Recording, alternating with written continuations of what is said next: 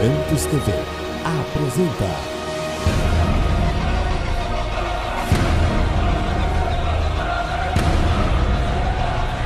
Mensagens que edificam.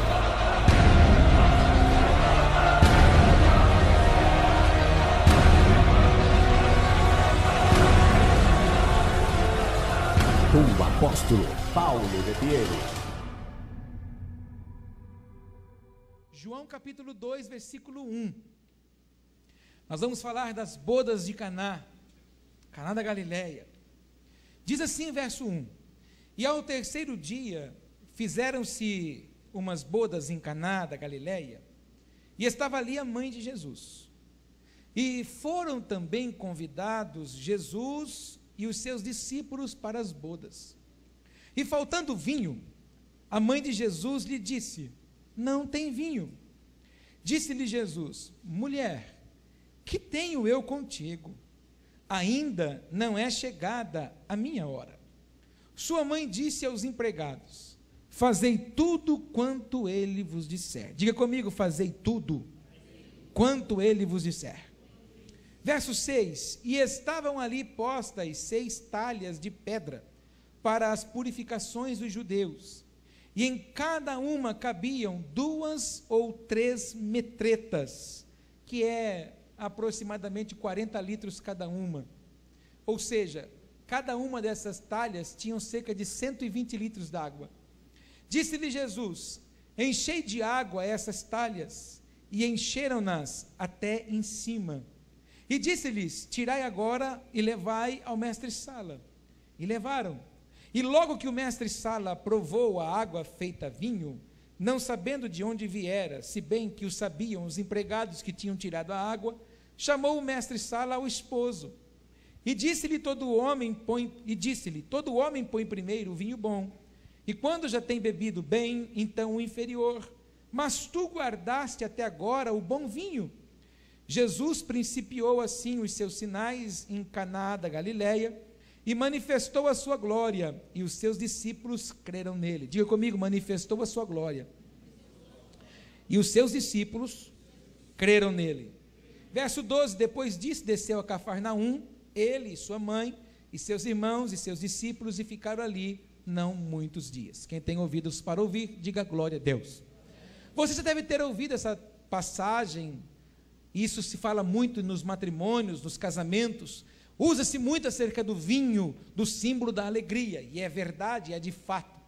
Porém, o que eu quero me atentar com você é que Jesus foi convidado para ir neste lugar, em Caná da Galileia, porque a Galileia também, historicamente, era um lugar muito abandonado, muito esquecido e desprezado pelos judeus. Lá habitava um povo de pouco recurso, e esse povo, na verdade, não tinha muito respeito perto daqueles que eram um pouco mais abastados.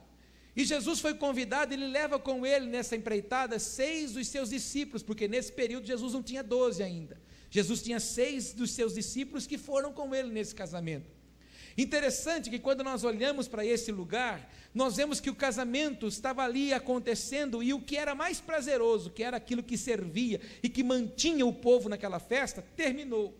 Quando nós olhamos para os relatos no livro de Esther, nós vemos que o rei, quando serve uma festa, o povo não podia ir embora. O povo não ia embora por quê? Porque enquanto o cálice de vinho era cheio, os servos colocavam o cálice no copo das pessoas, significava que a festa estava acontecendo. Por isso que quando nós olhamos o livro dos Salmos, diz que o cálice transborda, ou seja, o Senhor tem para mim e para você uma alegria plena e completa. Diga comigo: o Senhor tem para mim uma alegria plena e completa. E o que significa esse cálice transborda? Nunca vai terminar a alegria e a festa, minha e sua, de servir e de andar com o Senhor. Então nessa festa também, o noivo só dava ordem para parar de servir quando de fato acabava o vinho. Mas na verdade a festa tinha que durar 7 dias. Por isso que na verdade quando Jesus manda que os servos peguem aquelas talhas, Jesus ele já pede que eles pegam logo os 6 talhas. Porque de fato tinha que ter vinho para muitos dias. Porque a alegria tinha que ser plena, a festa tinha que ser total. Não podia faltar o símbolo daquilo. Então Jesus ordena que aqueles homens peguem talhas E nos chama a atenção muito disso. Jesus mandou ele pegar uma talha, e você viu no texto que diz que eram as talhas das purificações dos judeus. O judeu não come sem antes lavar as mãos. E alguns não comem sem antes se lavar por inteiro.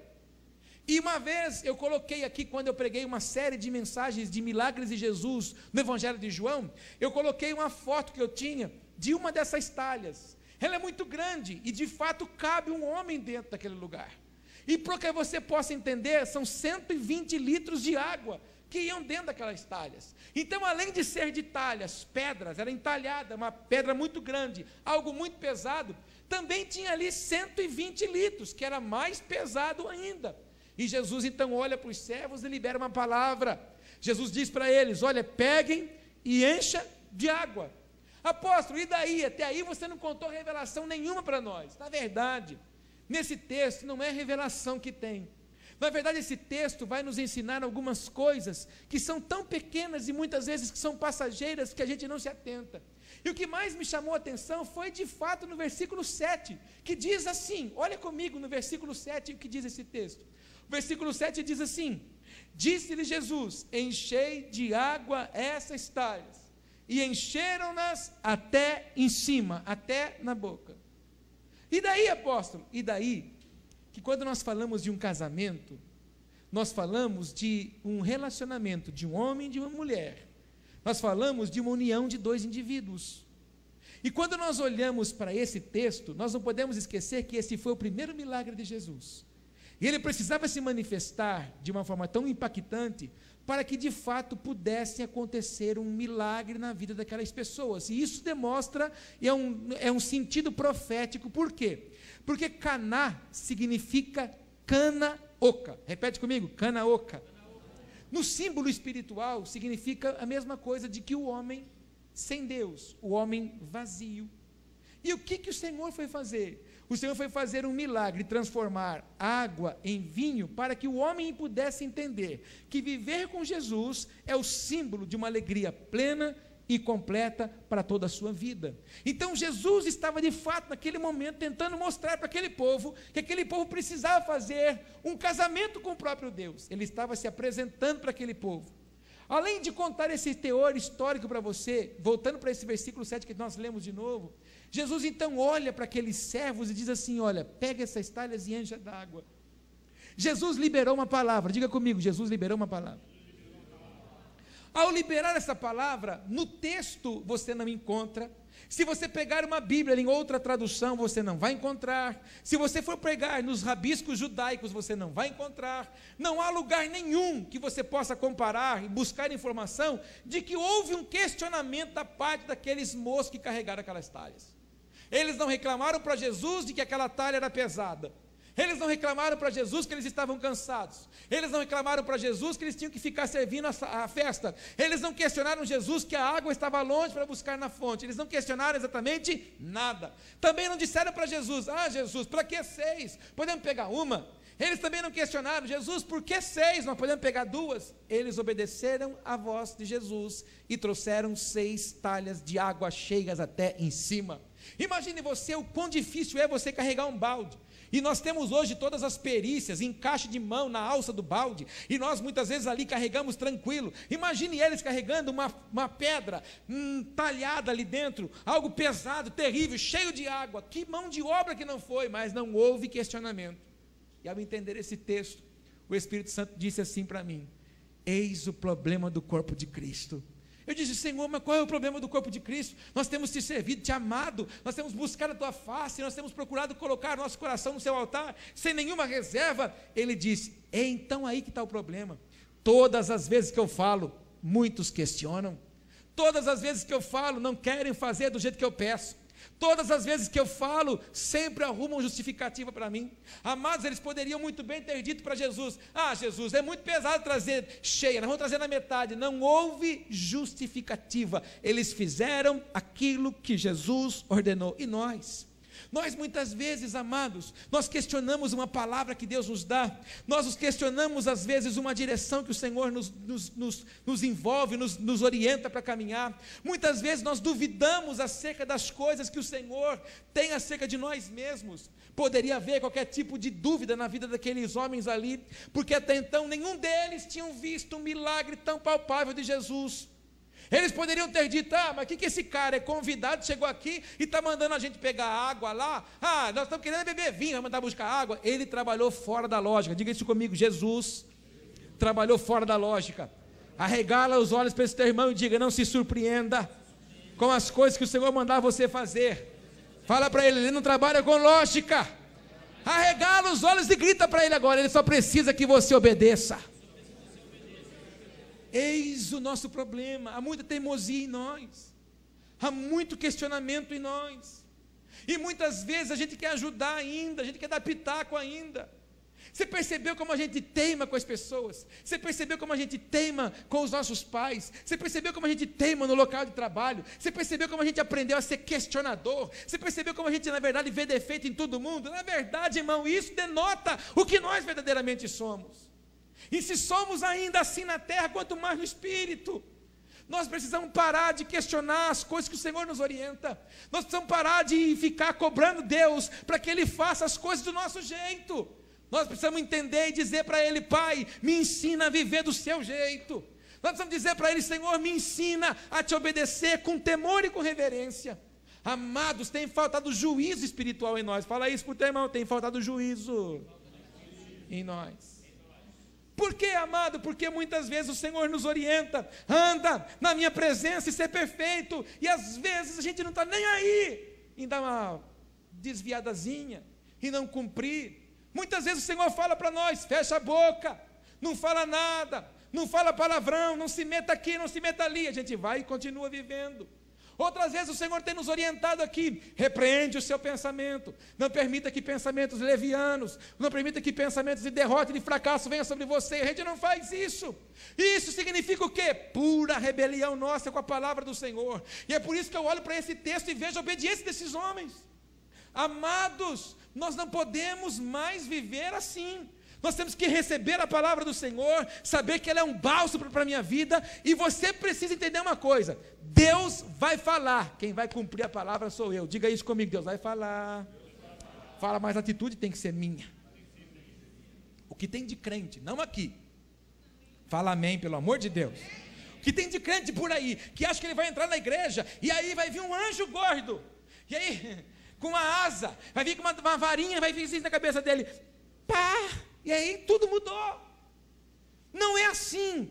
A palavra vai ser liberada, a palavra profética vai ser anunciada. Quem tem que vivê-la sou eu, quem tem que receber sou eu, quem tem que crer sou eu. Ele vai lançar a semente, quem vai regar sou eu, quem vai matar as pragas que vão vir tentar roubar, as aves do céu que vão tentar comer aquilo ali, quem vai tentar roubar os frutos, eu tenho que cuidar daquilo, eu tenho que colocar uma cerca muitas vezes, tenho que podar para que os frutos sejam melhores. Inclusive fala para o teu irmão: segura o manto agora. O que tem de crente que não suporta o período da poda, e é na poda que você descobre a espécie. Fala isso comigo: é na poda que você descobre a espécie. Que tem de crente que na poda se rebela, que tem de crente que na hora da poda ele grita. Gozado que para podar a sua canelinha, para podar a sua samambaia, para podar a sua avenca, para podar o seu chorãozinho lá, aquela monte de planta que você tem na sua fazenda, você não está nem aí. Você manda podar mesmo, e manda podar baixinho. A sua árvore, inclusive, você manda cortar quadradinha, redondinha, deixa uma pontinha bonitinha. Mas quando a poda vem para cima de nós, quando o Senhor começa a podar a gente, tirando coisinha que a gente gosta, que Ele não gosta, fala comigo: Deus tira coisa de mim que eu gosto, mas que Ele não gosta. Aí a gente se rebela, a gente bota as nossas garras para fora, aí a unção do porco-espinho aparece, espeta todo mundo. A unção do porco-espinho, da onde que saiu essa? Nova, bota aí no livrinho, unção do porco-espinho. Aí a gente se revela de fato que a gente é. Meu irmão, Isso vai mudar em nome de Jesus. E isso aqui que acontece, irmão, isso demonstra de fato a nossa imaturidade. E aí que eu fico olhando para esse texto? Eu fico olhando para um texto em que esses homens não tinham uma vida com Jesus. Eu fico olhando para esse texto que esses homens não tinham o Espírito Santo revelado, como eu e você temos o Espírito Santo revelado em nós. Nós temos a palavra garantida de misericórdia do Senhor, que nos tirou de um charco de lodo, de um mundo de pecado, para nos dar uma vida e vida em abundância. Diga comigo, eu tenho em Cristo uma vida abundante. Eles não tinham nada do que nós temos e logo obedeceram. E nós? E sem contar que eles logo poderiam também ter duvidado, e a gente duvida demais. É só não acontecer no dia que a gente queria. Ah, Jesus, amanhã, tem que ser amanhã, porque amanhã tem que ser honrado. Aí não acontece amanhã, a tromba cai no chão. Se não aconteceu amanhã, ele não deixa de ser Deus. Mas eu sem ele, não sou nada. Mas o grande problema é que a gente duvida de tudo que ele fala. E quando não está nem aí se cumpriu ou não. Sem contar os votos que a gente faz e não cumpre. Fala isso para o teu irmão, sem contar os votos que a gente faz e não cumpre. Quantas vezes a gente já não falou, Deus, abre essa porta, se você fizer, e se você abrir, Jesus, se você me der, como diz os crentes por aí, se você me der essa benção, eu não deixo de filmar um culto, vou dormir na igreja. Ah, Jesus, inclusive, se você me der, eu dou minha vida para o seu serviço. E está maluco para ele catar o ser. E a gente, na verdade, esquece de cumprir. Ah, irmão, quando alguém vai falar para mim de fazer voto, quando alguém vai falar para mim de consagrar a vida, de falar, olha, se Deus fizer, eu peço pelo amor de Deus, faça com sabedoria. Porque eu me esqueço, você se esquece, nós esquecemos do voto, mas Ele escreve esse voto. Por isso que nós não podemos fazer voto de tolo, tem que votar o que pode cumprir. É igual quando você está com a sua fazenda para vender, que você quer comprar uma maior. Ah, você fala amém nisso, né? Mas você quer vender aquela fazenda para comprar uma maior. Ah, Senhor, se o Senhor me permitir que eu venda bem essa fazenda, eu vou, Senhor, dar um carro para o apóstolo. Aí você vende a fazenda. Aí você fala que dá carro nada, se for ergado, ele que vai trabalhar, ele que compra, fica engordando só nas nossas custas. Não vou dar nada. Você não votou com Paulo, você votou com Deus. Estou dando um exemplo para você entender. Por favor, não faça voto que você não possa cumprir. Não faça para o Senhor, não fale para o Senhor, Senhor, minha vida é sua, e depois você não quer dar. Irmão, eu tenho ficado de domingo, eu tenho ficado até preocupado em chamar às vezes as pessoas na frente, vamos orar aqui, porque às vezes a gente vai fazer algum voto aqui de dar a nossa vida, e depois não dá. E o que acontece? A mão de Deus vem sobre nós. Fala comigo, quando eu não compro, a mão de Deus vem sobre mim. Quando você não paga as suas contas, o que acontece?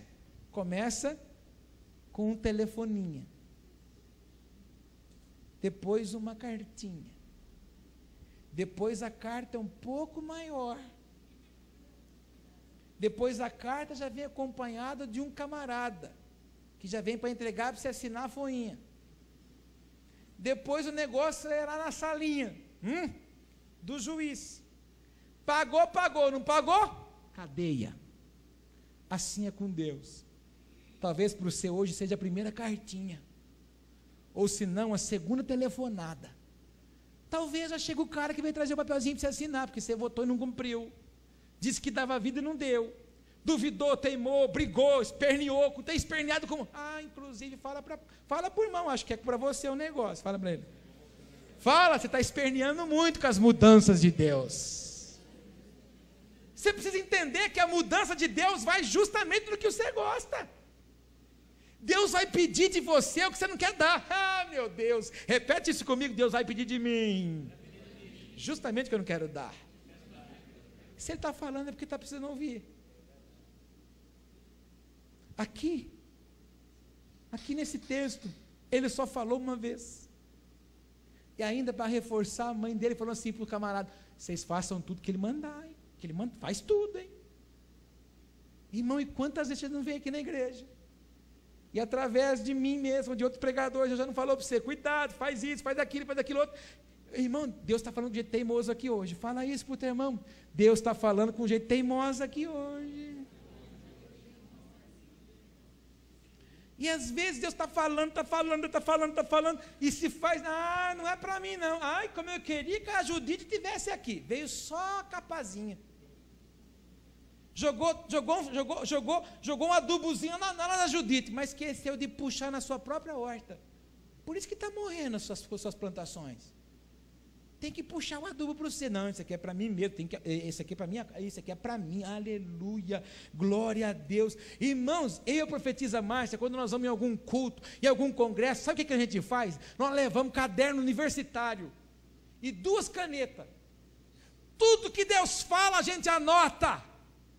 E tudo que for direto e específico, vai para um lugarzinho bem secreto nosso. Sabe para quê? Fico de olho para Deus cumprir.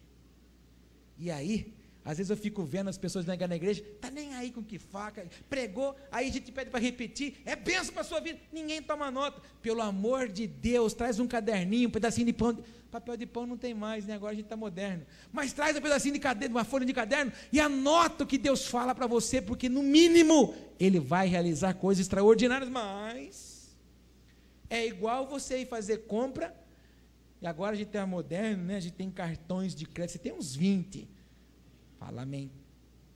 Não fala amém porque é duro, né? É muito limite e pouco juízo, né? Inclusive nós estávamos falando outro dia lá em casa, que eu preciso fazer uma administração sobre administração financeira. As empresas de cartão de crédito dão 5 mil de limite cada cartão. E aí a pessoa ganha 1.000. Ela pode sair gastando, achando que ela vai... Não, mas ela pode gastar pelo menos 40% que ela ganha. 4 vezes 1, 400. E ela tem cartão de 5 mil cada um, ela torra mesmo. Mas voltando aqui, deixa para lá, nós estamos modernos agora. E às vezes você vai, você compra alguma coisa, pega aquele papelzinho, não precisa, porque a minha cabeça tem uma memória, não precisa, joga o papelzinho fora, e quando vem a fatura, você olha, nossa, mas da onde que é esse negócio aqui? Acho que passaram alguma coisa no meu cartão. Aí liga na operadora, olha, estou vendo aqui, não comprei esse negócio. Aí depois a moça fala assim, olha, dia tal, na loja tal,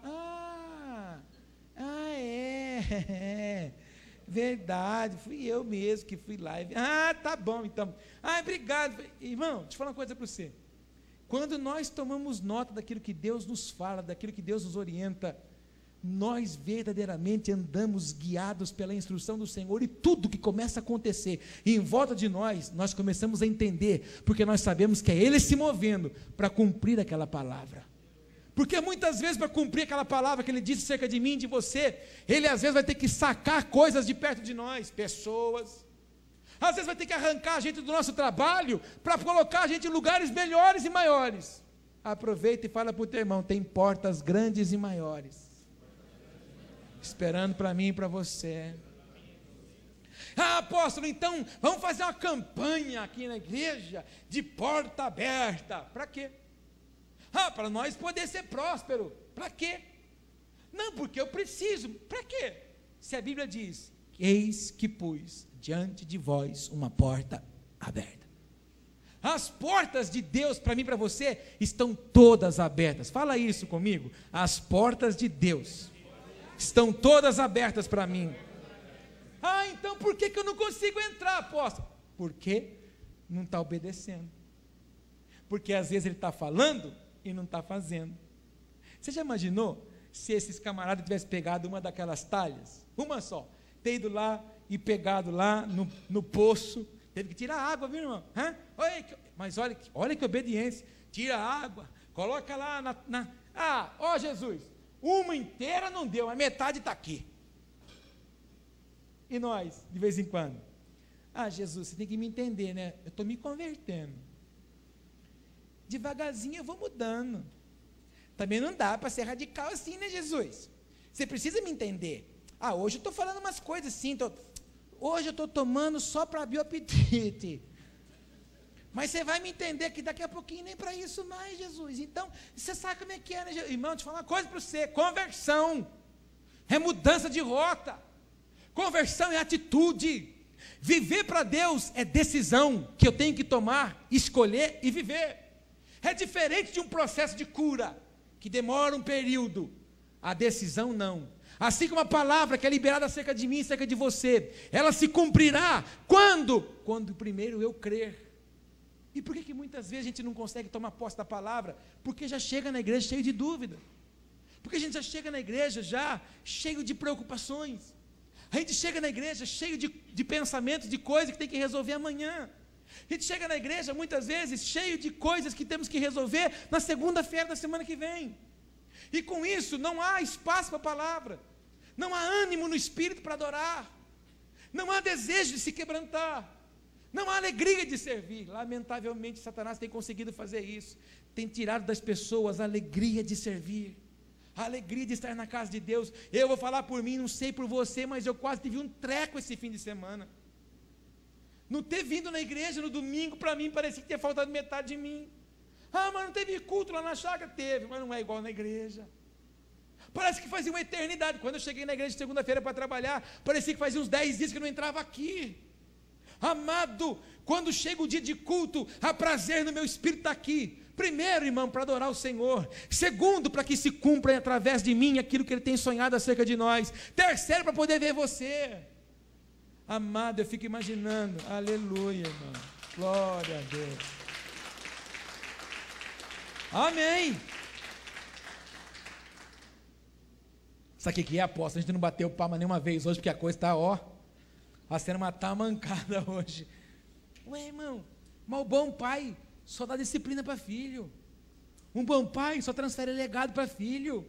E quando o pai nos chama assim, quando o pai conversa conosco assim, é porque alguma coisa...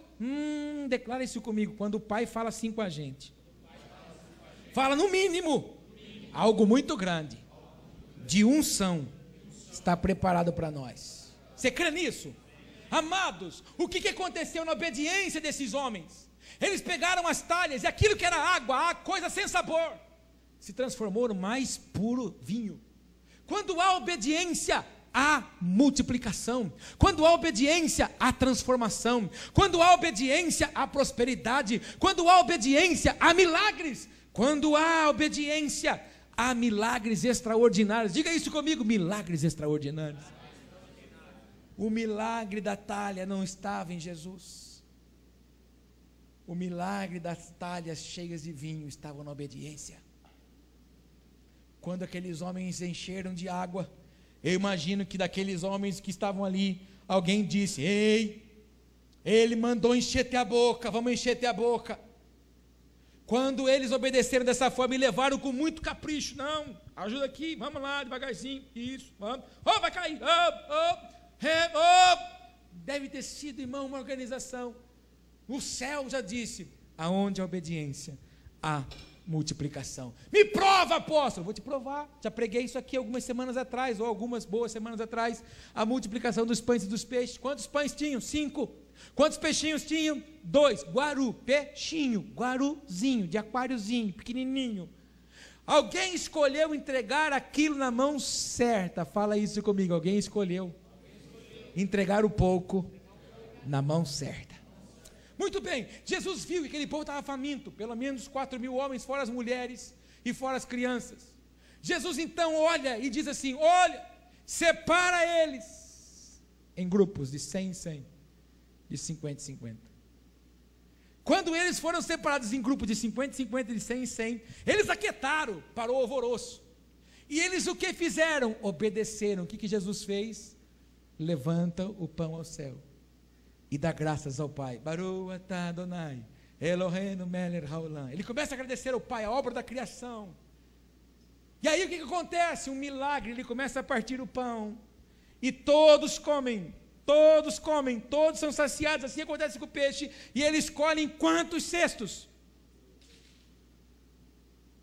Houve o que naquele momento? Obediência. Houve o que naquele momento? Disciplina. Que aconteceu? Milagre extraordinário, aconteceu multiplicação, aconteceu transformação, vidas foram impactadas e tomadas. Há algo que já está liberado no céu para acontecer na sua vida, se houver obediência. Repete isso comigo: há algo liberado na minha vida, que se houver obediência, vai haver um milagre. Está esperando alguma resposta? Deus está esperando uma obediência em alguma área. Está esperando o rompimento de um milagre? Deus está esperando obediência em alguma área. está aguardando uma resposta, está faltando obediência em algum lugar.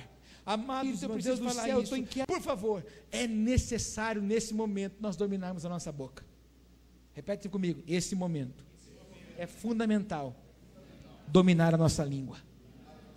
Por quê? Eu tenho falado constantemente, o que Deus tem falado aqui é porque nós precisamos nos atentar. Ele tem dito para nós, cuidado, porque a nossa boca dela sai decreto. Fala comigo, da minha boca sai decreto. Pronto. Se o diabo pegar esse decreto, que ele está esperando, ele vai cutucar você.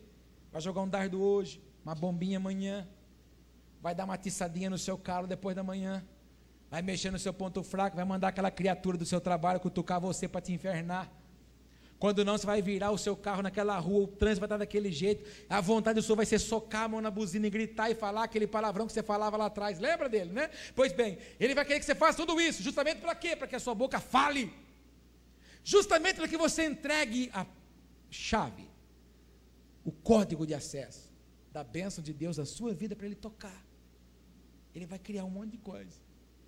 E olha, eu vou te falar uma outra coisa. Se a coisa está dura, se a coisa enrijeceu, se essa semana tem sido aquela semana brava, aquela semana de coisa, apóstolo, eu vou falar uma coisa para você, eu quase enfiei a mão na cabeça para arrancar os cabelos. Louva porque é a semana que você está já saindo do vale e subindo no monte. E quando você chegar no topo do monte, que você vê a terra nova e prometida, o milagre. Então, se a coisa endureceu, é porque a obra já está quase completa. Fala comigo isso. Se as coisas endureceram, é porque a obra está quase completa. Lembra do Neemias? Bate palma. Quase completa. Lembra do Neemias? Quando a obra estava quase completa, levantou a perseguição, levantou os opositores. Não, Neemias não pode terminar essa obra. Mas Neemias estava focado num propósito, ele não abriu a boca, não deu o código de acesso, ele permaneceu fiel aos anseios do Senhor e cumpriu aquela obra. Eu profetizo que você também vai ser municiado pelo Senhor, vestido de armadura e vai cumprir a obra que a você está proposta em nome de Jesus. Não há retrocesso para mim, não há retrocesso para você, não há andar para trás para nós. O único lugar que nos está esperando agora é o trono do Senhor em nome de Jesus. Mas para isso tem que haver obediência em nós. Repete comigo, tem que haver obediência. E eu quero tratar essa palavra com a seguinte frase. É a palavra que eu quero lançar no seu espírito. Eu termino aqui. Diga aleluia. Alegria completa. O que Deus me disse acerca dessa noite é isso. É uma noite de alegria completa. É necessário eu e você obedecermos ao Senhor. Imagine você o cenário daquele casamento. Imagine você como não seria aquele lugar quando na verdade o vinho tivesse acabado. Tristeza, fracasso, casamento frustrado. Então, essa palavra fica para mim e para você. Casa firmemente com Jesus, porque não haverá frustração nesse matrimônio. Casa de fato com Jesus, porque não vai haver falta de festa da sua casa ou no lugar que você habita. Casa de fato com Jesus, porque a alegria vai ser completa todos os dias, desde que haja em mim e haja em você a obediência necessária. Nós temos que atentar a isso, nós temos que compreender de fato isso. Se não houver obediência, Ele não pode nos abençoar. Diga isso comigo, se não houver obediência, o Senhor não pode me abençoar. Quantos compreendem isso? Você entendeu isso? Faz uma cara de profeta e pergunta para esse irmão, você entendeu bem isso? Quantos entenderam? Fala amém.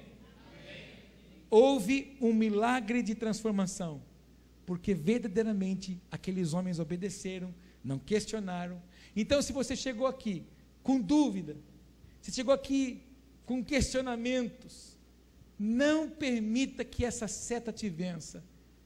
Diga para o Senhor, Pai, a tua palavra é fiel, é imutável. Não há variação de pensamento no Senhor. O Senhor não pode mentir. A Bíblia diz no livro de Hebreus que é impossível que Deus minta. Diga isso comigo, é impossível que Deus minta. Agora, nós muitas vezes temos variações, mas Ele não.